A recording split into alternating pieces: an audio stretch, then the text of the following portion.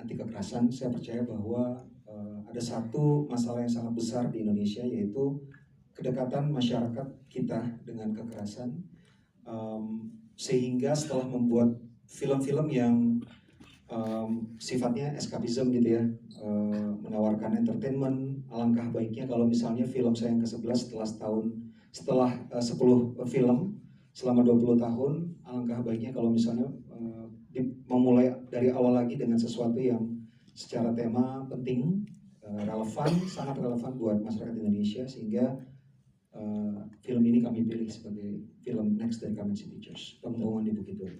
Terima kasih Bang Joko.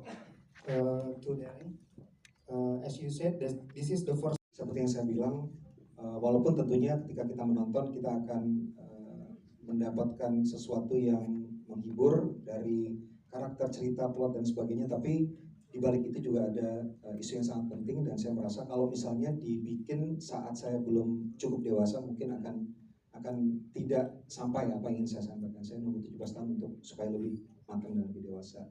Yang kedua, yang paling penting adalah kenapa saya bekerja sama dengan banyak sekali talent-talent luar biasa yang baru kali ini saya ajak kerjasama, karena pertama tentunya saya tidak mau berada di zona nyaman seperti saya bilang, dan yang kedua terus terang kita mencari pemain untuk The Siege at Town High atau Pengepungan di Bukit Duri ini adalah proses pencarian pemain yang paling sulit selama karir saya, karena karakternya sangat layered banget, sangat bukan cuma satu dimensi tapi banyak sekali hal yang dimuat dalam satu karakter, dan dibantu oleh casting director yang sangat luar biasa. Hari ini juga ada Juan.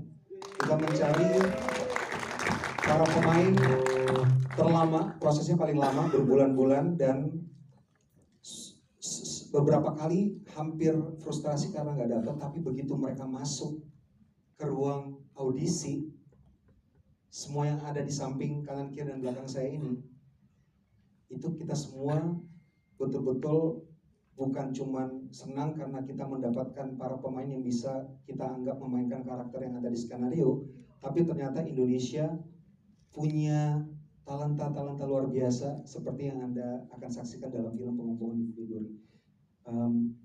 Bekerja sama dengan mereka membuat saya betul-betul terinspirasi, dan kayaknya semangat untuk bikin film ketika bersama dengan mereka ini jadi kayak tiba-tiba tinggi aja banget gitu, karena bukan cuma talenta yang luar biasa tapi mereka memberikan 100% untuk karakter mereka.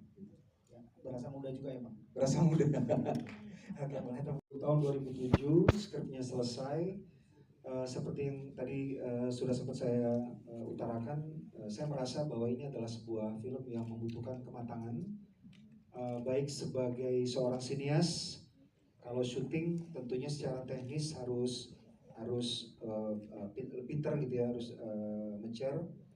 Saya merasa tahun 2007 belum mampu untuk memproduksinya, merealisasikannya, dan sebagai manusia juga saya merasa belum cukup dewasa gitu, karena nanti kalau teman-teman lihat di filmnya bahwa film ini kalau misalnya salah bikin akan jadi sesuatu yang nggak sampai, jatuhnya mungkin bisa eksploitatif, tapi harus dihandle dengan matang, dengan respectful, sehingga yang ingin kita sampaikan bahwa film ini adalah anti kekerasan berhasil menjadi sebuah film yang memiliki message anti kekerasan gitu.